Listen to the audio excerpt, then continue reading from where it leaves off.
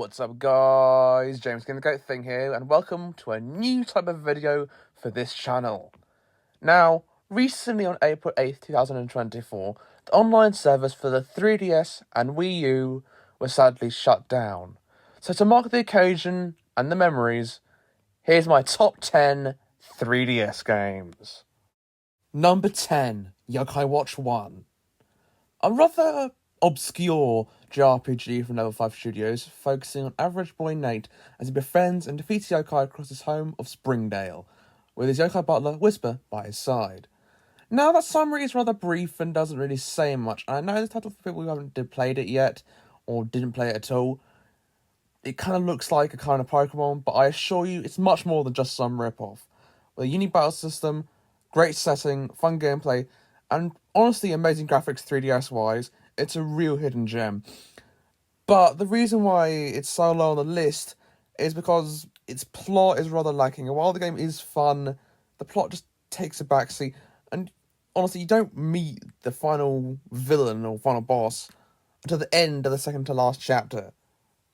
And honestly, that just felt like a bit of a cheap ending, just kind of an excuse to, put the ending there. So, really, while it's still a fun game and one of my favourites, it still earned its spot here at the bottom of the list, at number 10. Number 9, Luigi's Mansion 2 / Dark Moon. So it'll be Dark Moon in the United States, but it was called Luigi's Mansion 2 here in the Europe, so I'm going to call it Luigi's Mansion 2. Anyway, the long-awaited sequel to a GameCube classic following Luigi collecting pieces of the Dark Moon to restore peace to the valley.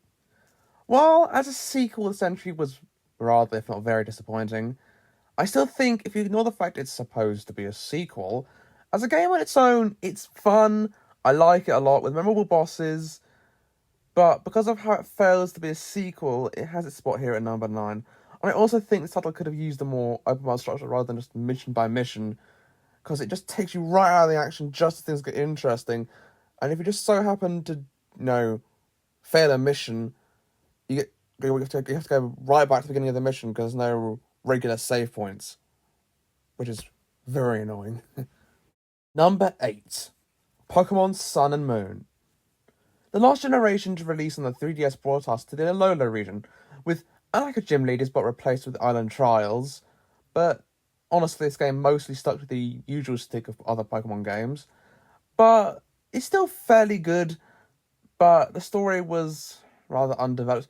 And honestly, I wish they did more, and they could have done more in Ultra Sun and Ultra Moon, but they didn't, and those games were both just rip-offs because they were basically just repackaging Sun and Moon with a bit more post-game. And honestly, it felt like a scam, really, considering those games were like 30 quid each. So it's basically, if you wanted both, it's like 60 quid for the same games again, but with a bit more story. It just felt disappointing, really. But still, it's a fun game, fun titles, and they're still enjoyable. And I wouldn't consider skipping them if you're playing through the series. Don't skip them, but what I would say is they are a bit of a weak point. But they still earn their point on this list, and they still earn number 8. Number 7, Animal Crossing Happy Home Designer. The only decent spin-off Animal Crossing has ever gotten. It's a rather down-to-earth title where you as the player work with Tom Nook, Digby, and Lottie, designing homes for villagers from all of our other series. Now, while the game is fun, and it can get boring after 15-20 minutes if you're not really into the interior design, but it's still a fun title, and I quite like it. It's like a high-budget mobile game without ads and mobile transactions to get anywhere. Cough! Pocket Camp. Cough! The reasons why it's higher than the previous is just because, well, I still enjoy this game, and I really like the Animal Crossing series, and since this takes it in a rather interesting direction, I quite like it, and I'm quite happy that they brought, something like this into New Horizons with the Happy Home Paradise DLC. Number 6, Tomodachi Life. What's a 3DS top 10 without the classic that is Tomodachi Life? A fun simulation game where you move in Miis, solve their problems, and if you're lucky, the Miis will fall in love, get married, and have a kid. Although the title doesn't allow same-sex couples, which is quite a shame. And, well, Nintendo did say if they ever make in the next Tomodachi game, they'd make same-sex couples available.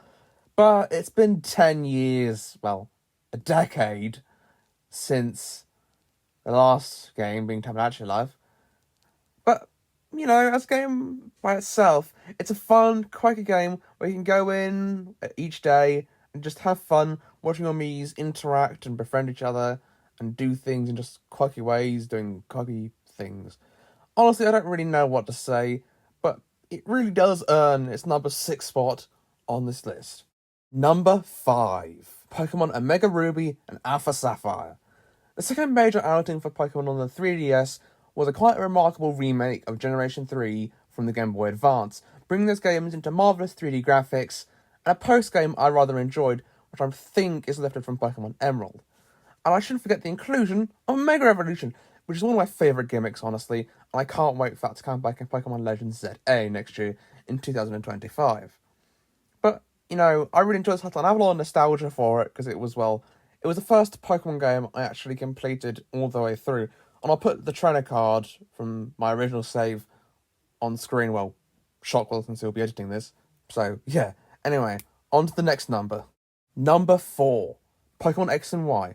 And now for the most obvious entry to this list, Pokemon's first outing on the 3DS, Pokemon X and Y, which brought us to the France-inspired Kalos region, where this entry's evil team, Team Flare, want to make the region beautiful again by killing all the people using the power of Xerneas in Pokemon X or Yveltal in Pokemon Y to power the ancient super weapon. Gen 6's story, rather like Gen 7's, was left rather underdeveloped, but the region is full of beautiful scenery, Mega Evolution, and some of my favourite gyms, and honestly I can't wait to return to the Kalos region in the upcoming Pokemon Legends game. So, yeah, it really does earn its spot here at number 4, but doesn't quite crack into the top 3. On to the aforementioned top 3.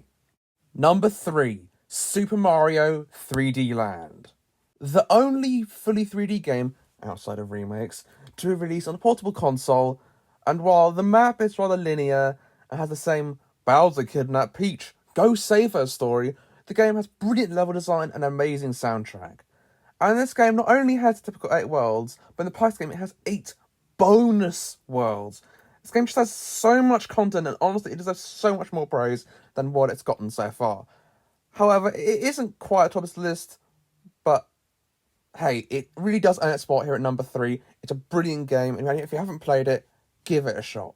Anyway, up next for number 2, we have number 2, Yokai Watch 2, Psychic Spectres. All I can say is that this title is a perfect sequel to its predecessor, with a much improved story, great new locations like Harrisville and San Fantastico, and loads of new yokai. Not to mention, this entry maintains the series' brilliant graphics by 3DS standards.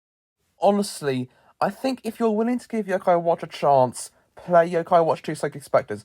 It's the best version of Yokai Watch 2, and it just brings in all the content from the first 2 versions that were released Yokai Watch 2, that being Fleshy Souls and Bony Spirits, I think is the other one.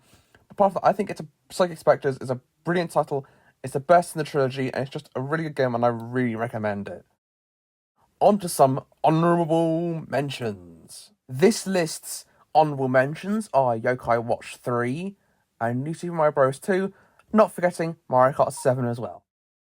Number 1, Animal Crossing New Leaf. Finally, we have my personal favourite entry to the Animal Crossing franchise, New Leaf, where unlike its predecessors, in this game, you are the mayor, so you can enact local laws, build public work projects, and while doing the typical fishing, catching bugs, donating fossils, making conversations with your neighbours, and paying off your mortgage to Tom Nook. This entry is my favourite because it just focuses almost the Animal Crossing franchise great, and that is the sense of community and the characters.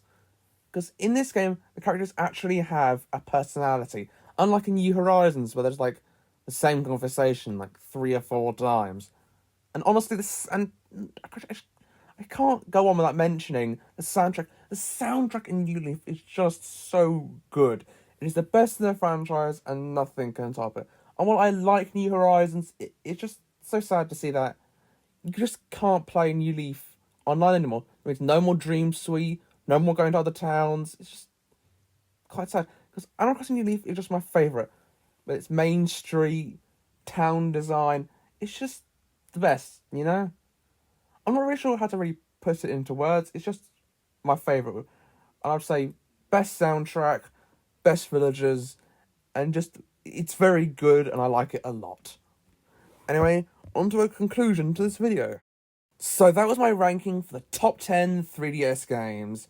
And while I'm sad to see the online services shut down, there's always hope since with a modded system, you can connect to third-party servers and continue to play 3DS games online, though not all games work with Pretendo yet, but I'm sure it'll happen eventually. So, do you disagree with my ranking? Do you agree with my ranking? What do you think? I'd love to hear your opinion in the comments. Anyway, that's it from me, and I'll see you guys next time.